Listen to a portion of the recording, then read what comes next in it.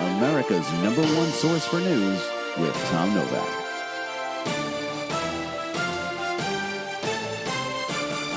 Good evening, everyone. Throughout Europe, there are celebrations in the streets as what has been dubbed the Great Revolution is said to be officially over. But in England, the city of London has been completely destroyed. The loss of life has been called the worst the world has ever seen. There is no official count, but the estimated death toll from the nuclear blast that leveled London is estimated to be as high as 8 million people.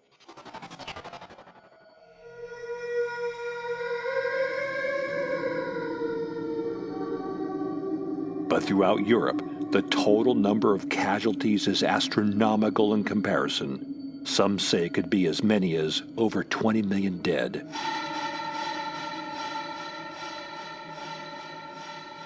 But there has been no official count made public by any government thus far.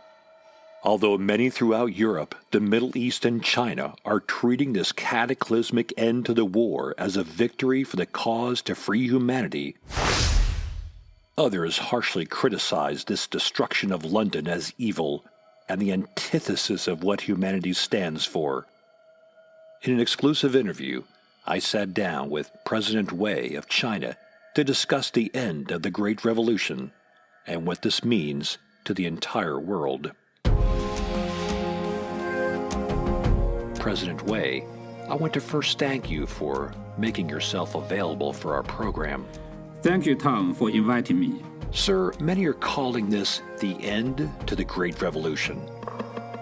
Others have called it World War III. What do you call it? Tom, there is no question what the world has experienced was a great war. But it was mainly England and Europe against America and American allies. So that would not technically be the entire world that was at war. I understand, sir. What does the end of this war mean to China? And a second part to that question is, what does it mean to the whole world? Well, it means there is a new world order now, and King Asilas is at the helm of the order. He has a mission for all of us human beings who occupy this planet, that is to destroy the evil masters of deception, of the kind this world has been a slave to without even knowing it. For China, it means we are on the right side of this fight against these evil people. The Drax. You're referring to the race known as the Drax that allegedly have been controlling governments for centuries. Am I understanding you correctly? Yes, they are the true enemies of mankind. There's no allegation of this matter. It is true. They have been, as you said, behind the curtain, pulling the strings of the world leaders for centuries, and now they're exposed. Now we will unite as a people. If we want to become masters of our world once again, we may fight amongst ourselves over territories and even resources. But this is human nature. But when people war with each other for the sole purpose of creating chaos in order to deceive and control the masses, then we can never develop or advance as a species. Our evolution has been stifled for nefarious reasons, Tom. Let's suppose we unite the world and defeat these masters of the world, as you say. How would we be able to fight them? They appear to be much more powerful and technologically advanced than we are. Do humans possess weapons that can compare to their technologies? Clearly, we are in possession of some very exotic weapons. But I'm not at liberty to discuss what else we have to fight them, because they are likely watching this broadcasting, and, well, you understand. Of course, we're all on the same team here. But let's suppose humans do defeat the Drax. What do you think the world would look like then? Can you speak to the political dynamics that might come of an Earth free from the masters of the world? Could China coexist in a world with an American king in control of everything? I certainly hope we can coexist. This is why China is allies with America, to ensure we have a place once we do defeat the enemies of mankind. You see, Tom, this is not only about the survival of our human species, but China's sovereignty. If other countries had aligned with each other, they could have kept their sovereignty, but they chose to resist and resist at all costs. And in the end, they paid a very steep price. China was not willing to take that chance because we know for a long time about these masters of the world, and when Asilas asked us to join them in this fight, we did not hesitate. Well, President Wei, you have certainly given us a whole lot to chew on. Thank you again for speaking so frankly with us. It is truly necessary, Tom, for everyone to be as well informed and honest as possible. I agree 100%. We'll be back with more after these messages.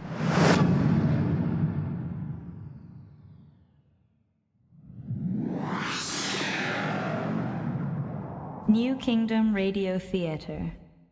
Are you a fan of the rise of King Asilas? Do you find this epic story entertaining?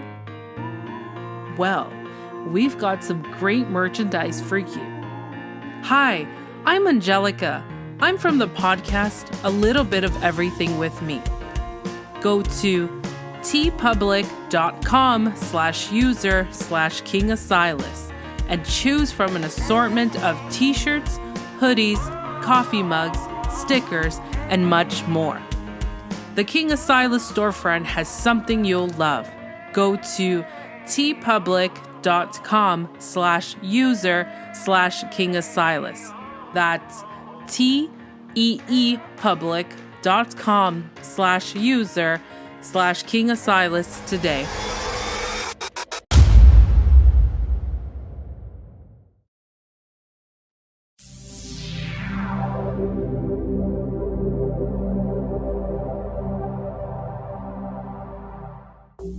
World War III might have been over, but other wars loomed as America moved on the continent of Africa. Several African countries never even bothered to put up a fight, and even welcomed America and King Asilas to rule them and rid their countries of the corrupt warlords that kept their people impoverished. Asilas received some pushback from the Chinese president, asserting China had many ongoing projects in expansion of their operations in Africa. President Wei expressed his admiration for the king and for executing his plans. Wei said, You now oversee more lands than any emperor, king, or conqueror in human history. Yours is truly an empire now, and I'm happy to be your ally, Asilas. Surely, there is little to be lost by you should you allow China to mine Africa for some modest resources. Asilas, highly suspicious of President Wei, requested a detailed list of everything China wished to mine and assured him everything would be inspected. But he also warned China if they attempted to deceive him in any way with minerals or anything not on the list of approved mining resources, he would consider it a breach in their agreement and an act of war.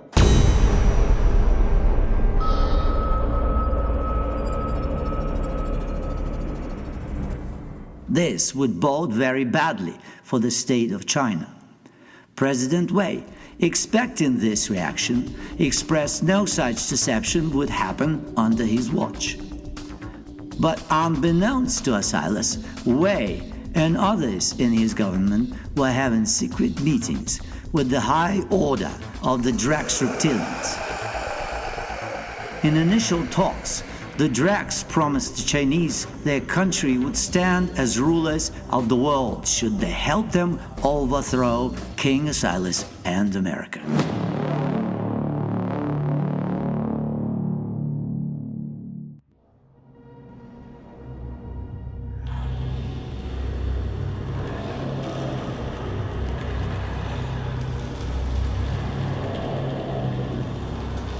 Kneel before your master Wei.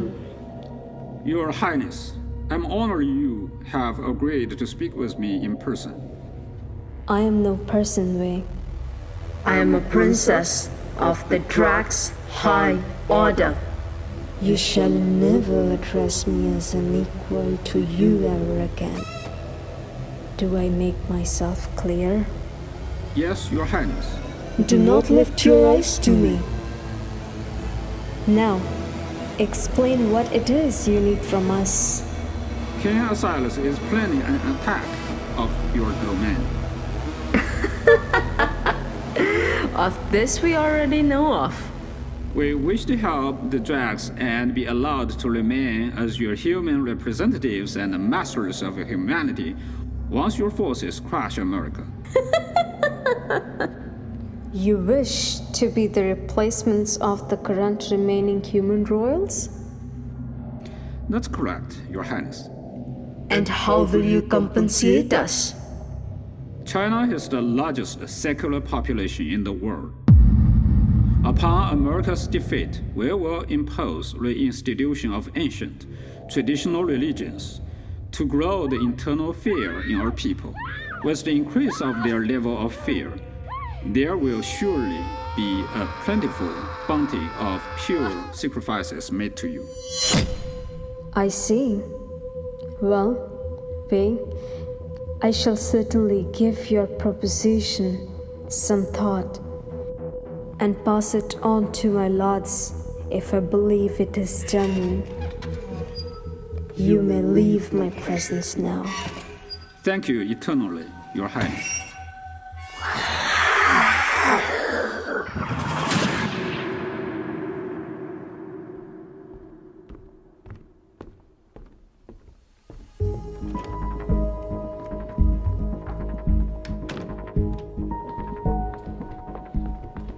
Lord Oreb, what do you make of President Wei's interview the other night? He seems to be laying it on thick. I've never trusted President Wei, sir. The more he tries to act like our friend, the less I believe we should trust him. We just need him to stay in place until we defeat the Drax. I understand, Your Majesty, but you must know, they are also aware of this, and they know the clock is ticking on them. If you want my opinion, sir, I suspect they have a plan to betray us when the time is right for them. And what time would that be?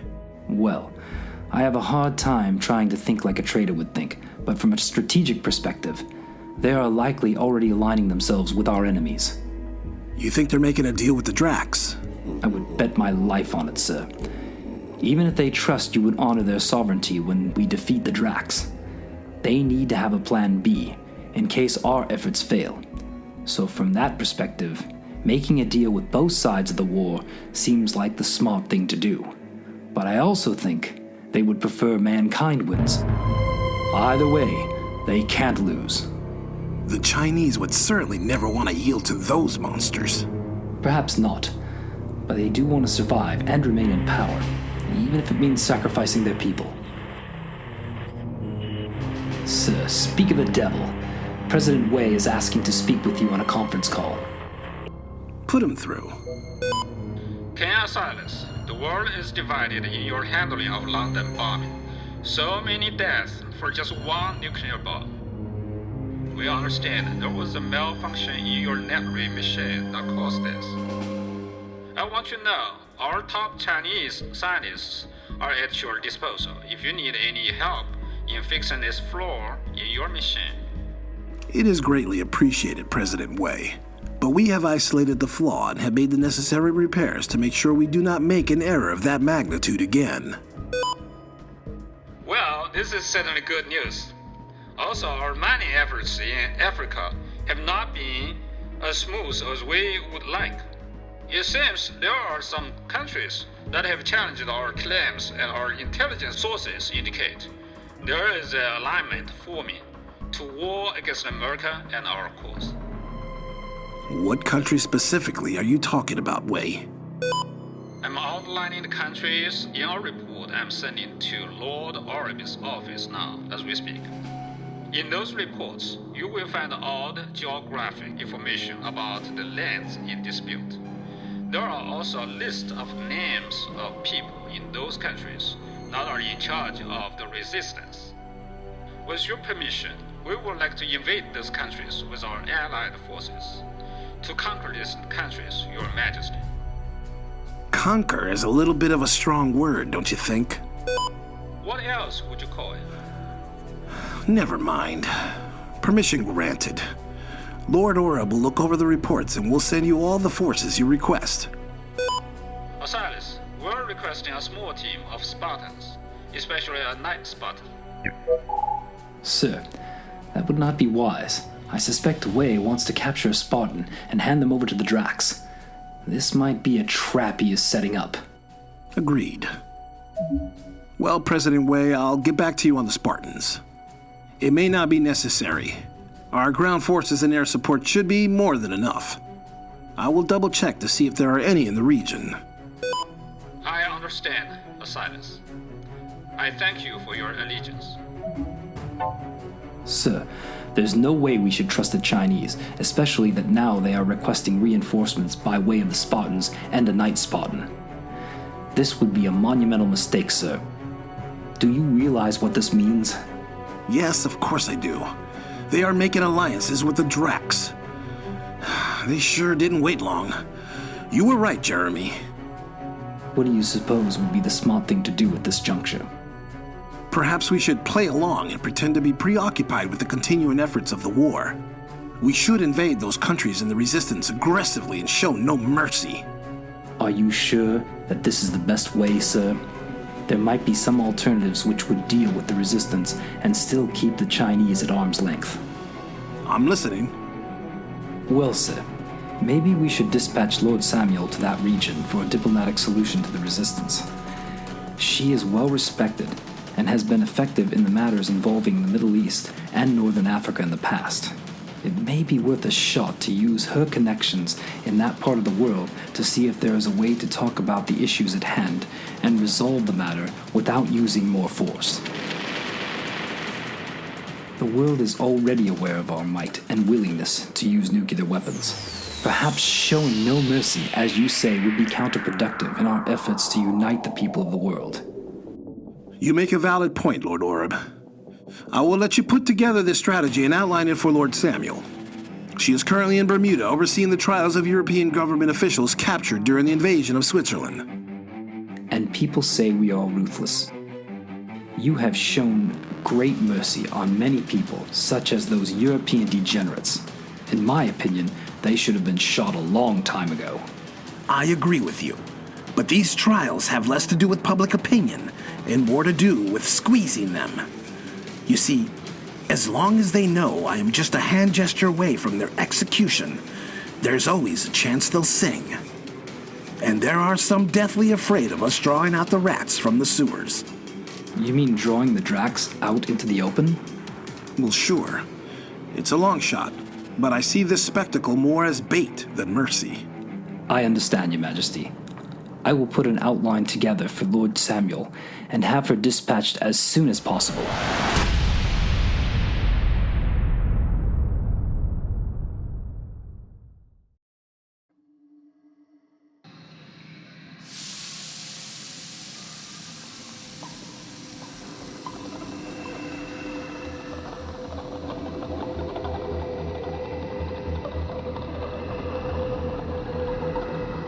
Well, this is an unexpected surprise. Is it really? No, not really. But it has been quite a while. What is it? I come to warn you about your plans. You are underestimating Asilas. The surprise just keep coming. I think you have gotten soft. Or maybe you have been hoodwinked by Asilas, a mortal imbecile. The Creator is watching over him and protecting him. You are making a mistake going at him head on. There are more effective ways to destroy Asilas and America. Such as? Such as invading them now as opposed to waiting for them to come to you. They are not prepared for an invasion, and it would be overwhelming for them. Not to mention the panic it would cause, and fear it would instill in the billions of people on this planet. I never knew you were a military strategist, as well as a beloved angel. Let me ask you, why are you so interested in the outcome of this war? I fail to see how our success would benefit you. Perhaps I've grown tired of Asilas and his crusade. I prefer to have the world in a harmonious balance, and he has disrupted that balance. Well, if he is being protected by the Creator, then it would be his wish for that disruption, would it not? You are not tired of Asilas. You are trying to use us to make a move on the Creator. I'm telling you, you're making a mistake! Oh, now I see why humans are so scared of you. You look very scary when you're angry. Mistake was yours, coming here and trying to dictate us what to do about those worms. As much as I appreciate your apparently good intent, I must go now. Lemuria, if you wait for them to come, they won't be alone. They will have immortals of their own. Enough. Be gone, Satan.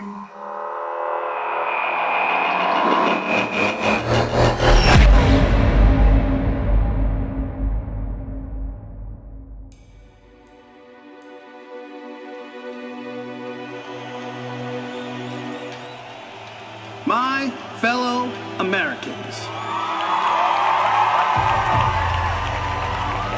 the Great War in England and Europe has ended, and Americans are the victors.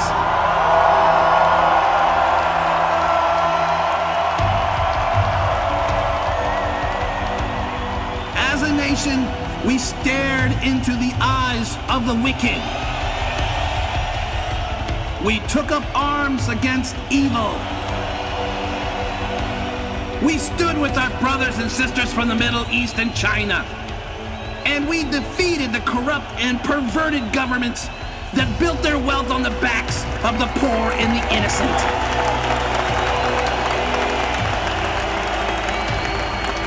But the Great War was not solely about justice for the common person. It is written in the good book in Psalms 82:4, "Deliver the poor and needy, free them from the hand of the wicked." Lord knows how many people, women, children, and others, met violent and grisly deaths at the hands of rich and powerful perverts. God knows how many lives were broken, ruined, and taken away for the sick desires of royals, oligarchs, and the monsters of secret societies worldwide.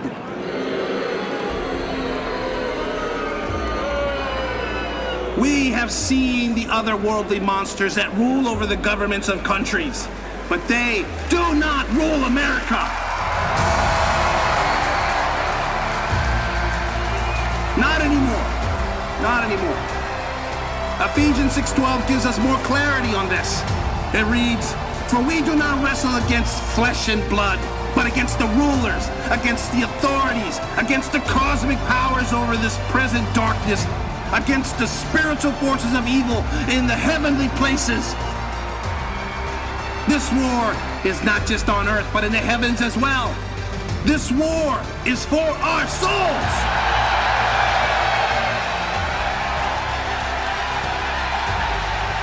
As your king, I could no longer, in good conscience, sit idle while knowing these maniacs sat atop of white marble palaces and governments and golden thrones around the world, continuing to peel the skins off of living human beings and gorging themselves on their flesh and blood.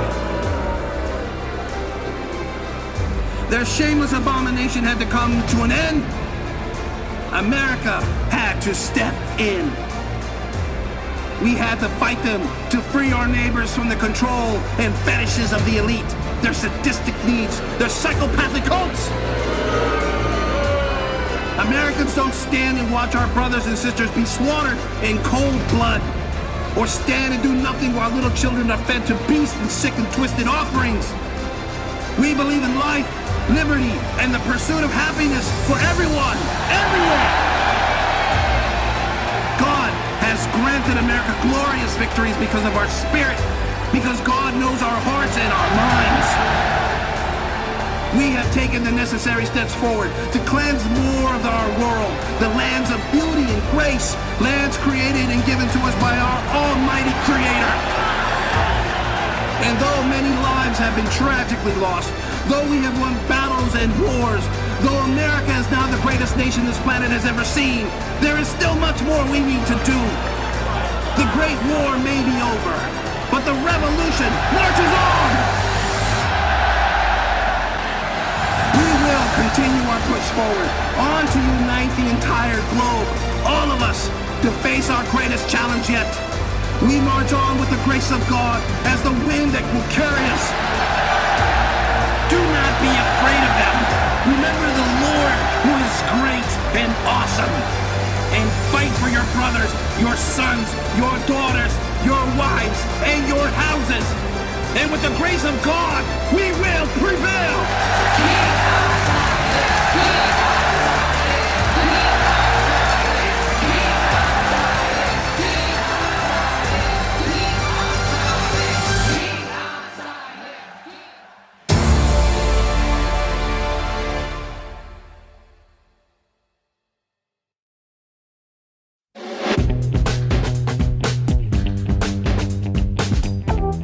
You've been listening to The Rise of King Asilas, Episode 21. Malafide. Starring J.V. Torres as King Asilas and Beals. Steve Fisher as Lord Jeremy Oreb. Alexander Yang as President Wei. Puneet Bhasin as Lemuria. Dan Delgado as News Announcer.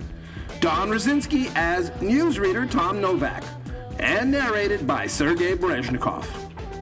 Other contributions by Young Logos, Walt Disney, Freesound.org, and Audio Jungle. For more information about the cast, the music, or this production, please visit us at www.theriseofkingasilas.com. This has been a production of the New Kingdom Radio Theater in Baltimore, Maryland. Copyright 2019. And stay tuned for episode 22.